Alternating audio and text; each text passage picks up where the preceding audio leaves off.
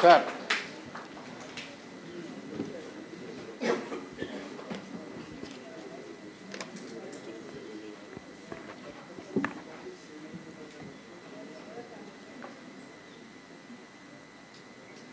आज इस मंच पर हमारे साथ आसीन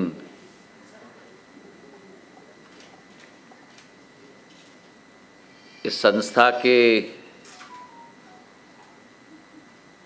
एक रूप में या तो हम गुरु कहें या द्रोणाचार्य कहें, डॉक्टर नायर साहब, मेरे सामने बैठे हुए डॉक्टर गुप्ता साहेब, डॉक्टर दुसाज साहेब, डॉक्टर अलेखी साहेब, डॉक्टर गुप्ता साहेब और इस सभागृह में उपस्थित समस्त केवल चिकित्सक विशेषज्ञ केवल नहीं, लेकिन ये अतिशयोक्ति नहीं होगी अगर मैं कहूँ कि मेरे परिवार के सदस्यगण जो इस सभागृह में उपस्थित हैं।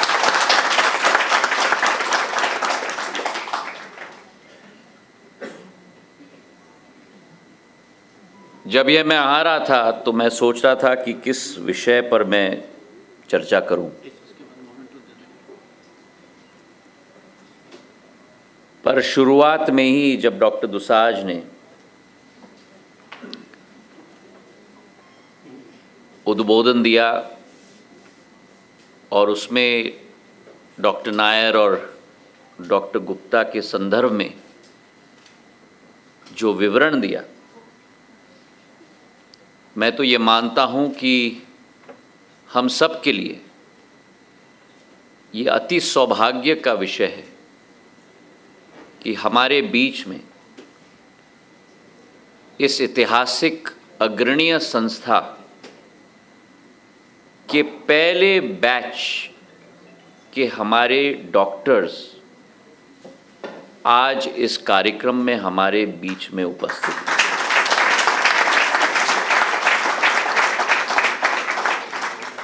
दोनों डॉक्टर गुप्ता को और डॉक्टर नायर को मैं शुभकामनाएं देना चाहता हूं और सामान्य तौर पर चिकित्सक की ये जिम्मेदारी होती है कि वे दूसरों का देखभाल करें,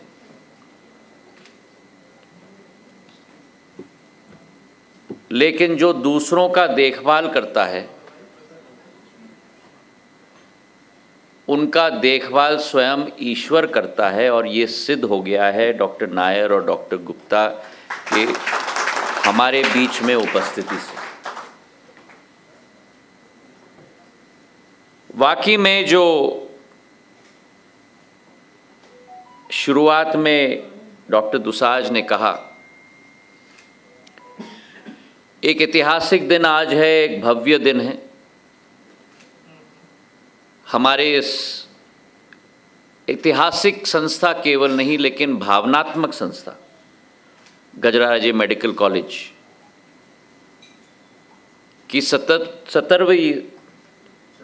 77th हमारा 77 फाउंडेशन डे है और हमारे अलमनाई एसोसिएशन का 57वां वार्षिक उत्सव है।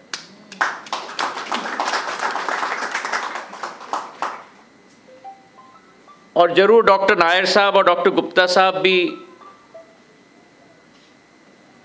अपने दिल में ये भावना रखते होंगे कि जब व्यक्ति सोचता है, आत्म अवलोकन करता है, तो वो दिन भी आज आपके दिल में जगजीवित होंगी जिस दिन आपने संस्था में अपनी पढ़ाई की शुरुआत की थी। और शायद ऐसा न लगता हो कि वो 70-75 साल पूर्व वो समय हो। कभी कभी हमें लगता है कि समय कहाँ निकल जाता है। और आज जो विवरण हमारे अलेखी साहब भी दे रहे थे, मुझे अच्छी तरह याद है वो समय, वो दिन और वो पर्व जब मेरे पूज्य पिताजी ने लाइफलाइन एक्सप्रेस की कल्पना की थी। वे रेल मंत्री थे और पुराने रेल के डब्बे डीकमीशन हो जाते थे। तो जब पुराने रेल के डब्बे डीकमीशन होते थे तो लोग स्क्रैप यार्ड में भेज देते थे। तभी उन्होंने ये विचार रखी कि क्यों ना 8 या 10 बोगी को लेकर एक लाइफलाइन एक्सप्रेस ट्रेन हम लोग बनाए स्वास्थ्य की सेवा के लिए, कि उन जिलों में भेजें जहां CHC ना हो, PHC ना हो, और सबसे बेहतरीन डॉक्टर्स दिल्ली के, ग्वालियर के, आसपास के शहरों के उस ट्रेन में जाएं और दूर दराज इलाकों के गरीबों की सेवा कर पाए। और वाकई में आप सबको मैं आज प्रणाम करना चाहता हूं, क्योंकि मैं मानता हूं कि इस दुनिया में भगवान के बाद 2 देवता इस पृथ्वी पर रहते हैं। एक है वो जो मैं कहता हूं जानदाता होता है, और वो हमारा चिकित्सक, हमारा डॉक्टर, जो जान देता भी है और जान बचाता भी है। और दूसरा हमारा देवता इस पृथ्वी पे हमारा ज्ञानदाता, हमारा शिक्षक। और दोनों डॉक्टर और शिक्षक हमारी सोच और विचारधारा, हमारी संस्कृति में सदैव रही है कि कभी अपने बारे में न सोचते, कभी मॉनेटरी गेन या मटीरियलिस्टिक विचारधारा नहीं रहती, दूसरों के खुशी में अपनी खुशी पाते हैं। तो ऐसे देवताओं को आज के कार्यक्रम में मैं प्रणाम करना चाहता हूं। और आप में से कई लोगों के साथ मेरा स्वतः का अनुभव रहा। डॉक्टर चोपड़ा बैठे हैं, मिसेस चोपड़ा बैठी हैं, डॉक्टर कौशिक बैठे हैं।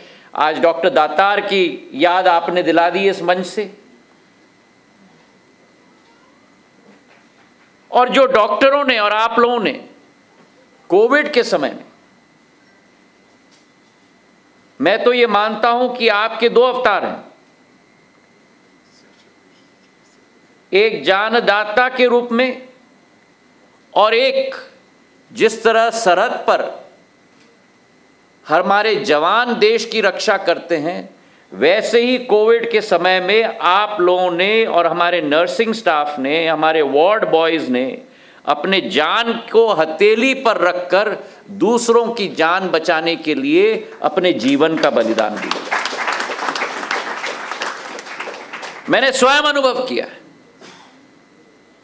जो काम आप लोगों ने, मतलब आपकी बिरादरी, केवल भारत के कोने कोने में नहीं लेकिन विश्व भर में।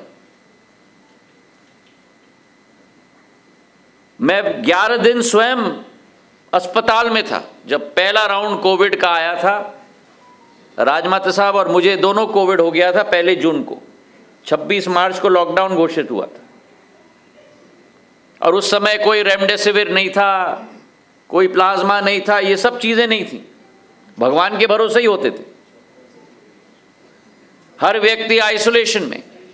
और मैं देखता था जिस तरीके से नर्सेज, वार्ड बॉयज पूरे हैजमेट सूट पहन के आते थे। और हमको तो लगता है कि हैजमेट सूट पहना हुआ है तो सुरक्षित है, लेकिन जो कठिनाई का सामना हर मेडिकल फ्रेटर्निटी के व्यक्ति ने जो बीड़ा उठाई स्वतः,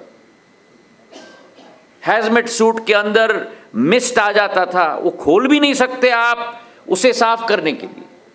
12-12, 14-14 घंटे बाथरूम भी जाना है तो पैड पहनते थे हैजमेट सूट के अंदर। रात दिन घर न जाते हुए अस्पताल में सोते थे। वाकई में मैं आप लोगों को प्रणाम करता हूं, क्योंकि आज ये देश और दुनिया बची है तो आप लोगों के वजह से बची।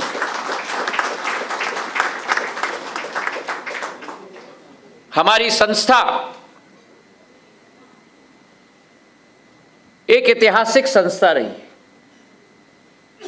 मेरे पूज्य पिताजी के जन्म पर मातोश्री गजराराजे महाराज के ट्रस्ट से उस समय में 20 लाख रुपए बहुत मायने रखता था। और जो जीवाजीराव महाराज मेरे आजोबा की सोच और विचारधारा थी, जो माधव महाराज के पच्चिन्नों पे चले थे, KRG मेडिकल कॉलेज भी शुरुआत हुई थी ग्वालियर में, JH अस्पताल शुरुआत हुई थी, और पहला जो मेडिकल स्टूडेंट निकला था माधव महाराज के समय में ग्वालियर से, जब उसे सम्मान दिया गया तो जो वातावरण निर्मित आज आधुनिक युग में हुई है कि आप मंच लगा दो और मंच पे बुला दो और फूल दे दो और भाषण दिलवा दो, ये नहीं। ग्वालियर स्टेट में पहले मेडिकल स्टूडेंट को पूरे शहर के अंदर हाथी पर घुमाया गया था। तो ये मान सम्मान मेडिकल फ्रेटर्निटी के लिए, मेडिकल साइंस के लिए सदैव ग्वालियर स्टेट में पुराने रियासत में रही। मुझे तो आश्चर्य हुआ जब मैं थोड़ा रिसर्च कर रहा था कि सर्जरी की लेटेस्ट टेक्नोलॉजी और वेस्टर्न टेक्नोलॉजी को ग्वालियर स्टेट में माधव महाराज ने 1887 में स्थापित की थी। तो he was a man who was well beyond his times. चाहे स्वास्थ्य का क्षेत्र हो, चाहे अध्ययन का क्षेत्र हो, चाहे अधोसंरचना का क्षेत्र हो, हम लोग कल्पना नहीं कर सकते। लेकिन जब बॉम्बे शहर की पानी की पाइपलाइन लगाई गई थी, आज हम लोग नाम सुनते हैं तो थोड़ा सचेत हो जाते हैं, पर 1920 में शाहपुर जी पालन जी के द्वारा उस समय में बॉम्बे सिटी की पाइपलाइन, वाटर पाइपलाइन ले की गई थी। उसी समय में माधव महाराज शाहपुर जी पालन जी को लाए थे ग्वालियर सिटी का पानी का पाइपलाइन लेकर के लिए। तिगरा बांध, हरसी बांध, आप सोचो 150 वर्ष पूर्व क्या विचारधारा थी कि आज भी पूर्ण एशिया में, संपूर्ण एशिया में सबसे बड़ा मिट्टी का बांध अगर है तो आज भी तिगरा बांध है। ये दूरदर्शी कल्पना थी और हमारा GRMC उसी कल्पना का एक स्वर्णिम भाग है। 1946 में फाउंडेशन स्टोन ले किया गया था, मेरे पूज्य पिताजी के जन्म के 1 साल बाद, और 2 साल के अंदर उस समय में जब उस भवन का लोकार्पण किया गया, वो अकेले जीवाजीराव महाराज के द्वारा अकेले नहीं, लेकिन इस देश के लोह पुरुष सरदार पटेल को लाया गया था उसका लोकार्पण करने के लिए सन 1948 में। और इतने हजारों छात्र उस संस्था से निकले, देश के कोने कोने में। अभी आप बता रहे थे देश का क्या, विश्व के कोने कोने में हमारे नवरत्न अब छा चुके। मैं बधाई देना चाहता हूं GRMC को और GRMC की अलमनाई एसोसिएशन को। और मैं तो ये निवेदन करूंगा कि अगले बार हमारी 80th एनिवर्सरी पर भव्य कार्यक्रम हम लोगों को करना चाहिए, जहां अंतर्राष्ट्रीय जगत के हमारे सभी अलमनाइज को हमें आमंत्रित करना चाहिए, और एक भव्य कार्यक्रम हम लोग ग्वालियर में करें। उस कार्यक्रम में आपके साथ पूर्ण सहयोग मैं आपको दूंगा और साथ में मिलकर हम लोग करेंगे। आज स्वास्थ्य का क्षेत्र पूरे देश में नई ऊंचाइयां छू रहा है। Health used to be always a neglected sector, non-glamorous sector, non-exciting sector. Today, health has become the priority sector. One of the sectors that is receiving the maximum number of attention. जो 9 साल पहले हमारा budget 23,000 crore होता था, आज 82,000 करोड़ का budget central government का स्वास्थ्य के क्षेत्र के प्रति। जिस देश में 380 मेडिकल कॉलेजेस होते थे, आज 750 मेडिकल कॉलेजेस देश में स्थापित हो चुके हैं। और उसी के साथ एक नई ऊर्जा निजी क्षेत्र के द्वारा भी हमारे हेल्थ सेक्टर में आ चुकी है। जो भारत सदैव दूसरे देशों के प्रति आभारी होता था टेक्नोलॉजी के लिए, एपीआईज के लिए, आज उसी भारत में जो वैक्सीन का आयात हम पूरे विश्व से करते थे, आज वही भारत आत्मनिर्भर होकर वैक्सीन का उत्पादन केवल नहीं, लेकिन वैक्सीन मैत्री के आधार पर 100 देशों को भारत वैक्सीन भेज रहा है। Newest technology is today coming into India. We are now coming onto the forefront of science. We have become the pharmacy of the world. We are the third largest producer of medicines in the world. So you, ladies and gentlemen, are in a sector whose time has come. जैसे प्रधानमंत्री कहते हैं ना, यही वक्त है, सही वक्त है। और हमारे स्वास्थ्य क्षेत्र के लिए भी एक नई ऊर्जा का समय आज देश में आ चुका है। मैं अपने नौजवान डॉक्टरों से निवेदन करना चाहता हूं, जो डॉक्टर नायर और डॉक्टर गुप्ता जैसे महान हस्तियों की जीवन रेखा रही है, उस जीवन रेखा से कुछ मूल्य सिद्धांत हमें अपनाना होगा। धीरे धीरे एक मटीरियल कल्चर हमारे स्वास्थ्य क्षेत्र में भी आ रही।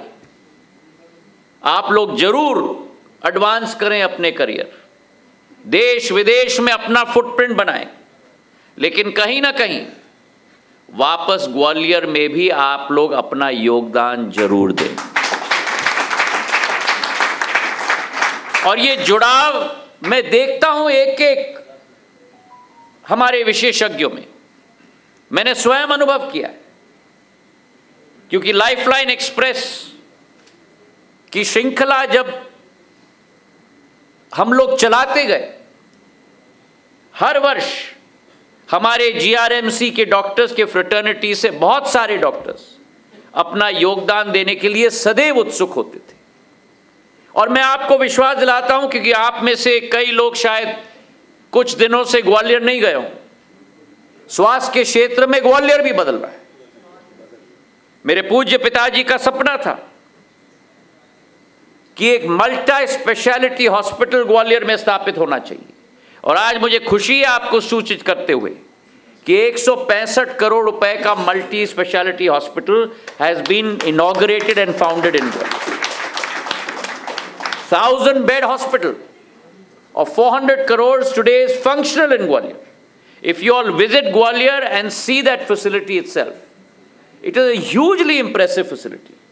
And we are going to connect both the old facility and the new facility through an underpass so that there is a seamless integration of that area into a health space.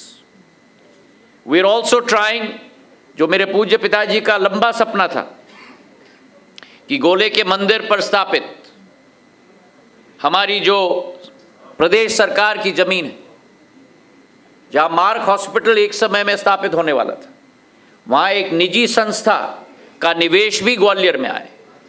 क्योंकि ग्वालियर स्वतः अपने आप के लिए एक catchment area नहीं है।